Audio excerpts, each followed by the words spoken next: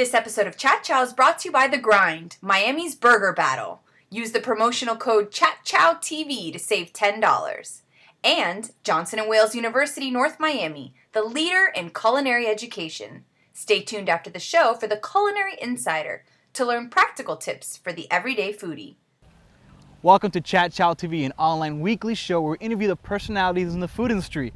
Today we're here in Paradise Farms with Gabriele, talking about dinner in paradise. Let's find out some more. Here.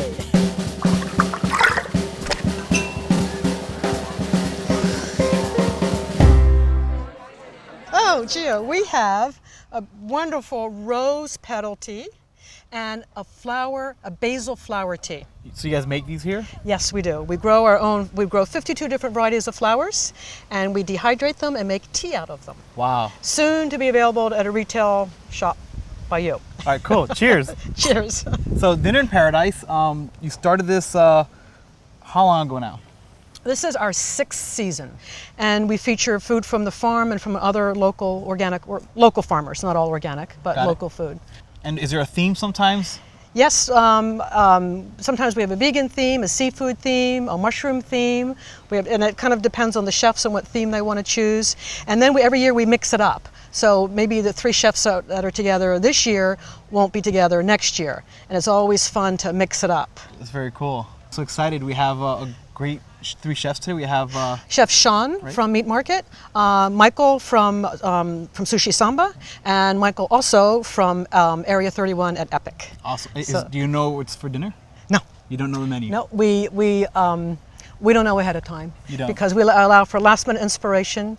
And the neat thing is that we never publish the menu ahead of time, and our guests have such complete confidence in our chefs that they know that whatever's presented tonight will be amazing. Love it. And for 6 years, we've never pre-published the menu. I love it. It's like us, people always ask for the question up front, like, we're not gonna, Right. It's dialogue, we're chatting, you know? Exactly. It's great.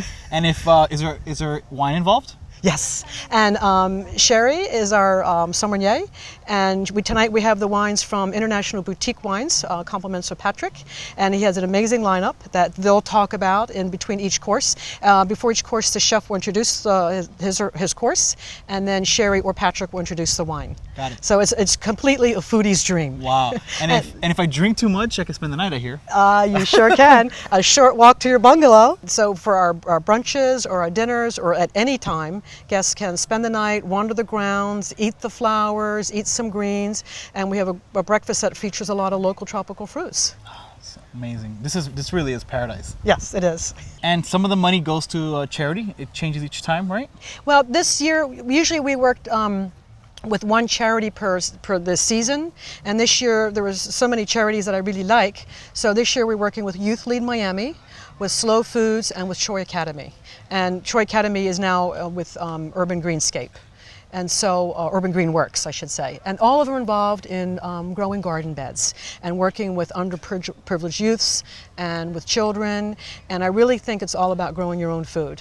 And so we want to support organizations, and usually the smaller organizations that really care about getting the message out to kids about how healing and healthy it is to grow and eat your own food. Yeah, for sure. Kids need to learn that. Great lead to my great question. This whole entire movement of farm to table, do you think it's a trend? I mean, I'm sure you've lived it your whole life, but do you think it's a trend right now? I mean, every restaurant has that. Yeah. Every restaurant now is, you know. Well, whatever it is, I think it's great. Yeah, of course. So I think it's really moving more into mainstream, and I think it's going beyond the restaurants and to people's homes, and it's farm to home table. And so I think the movement is just beginning, and I think it's just wonderful. What's the most memorable or your favorite dinner you've had here? I know it's got to be a tough question, but. Gosh, they're all great. They're all great.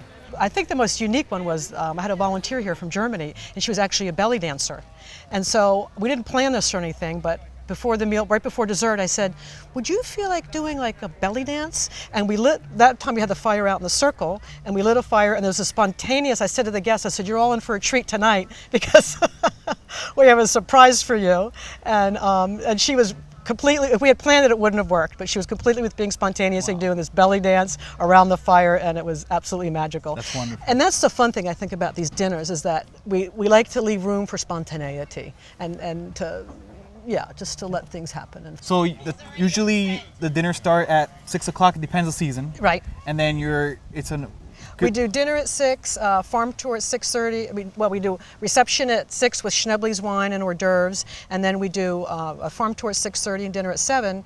And I think when our guests come, with every event we do a farm tour, because then the guests can really get it about, they can see where their food is grown, they can see how it's grown, they get it about being a small business, they get it about what it means to be a farmer, and we explain all that and we show it, and then they get to sit down and eat the meal exactly where the food was grown. Right. And so people, it's like it closes their circle, and it's a wonderful thing. You appreciate it more. Yeah. Are we gonna do a tour now? Yes, let's All go right. do a tour. Cool. Right. Awesome. It's good to that. Awesome. That was great.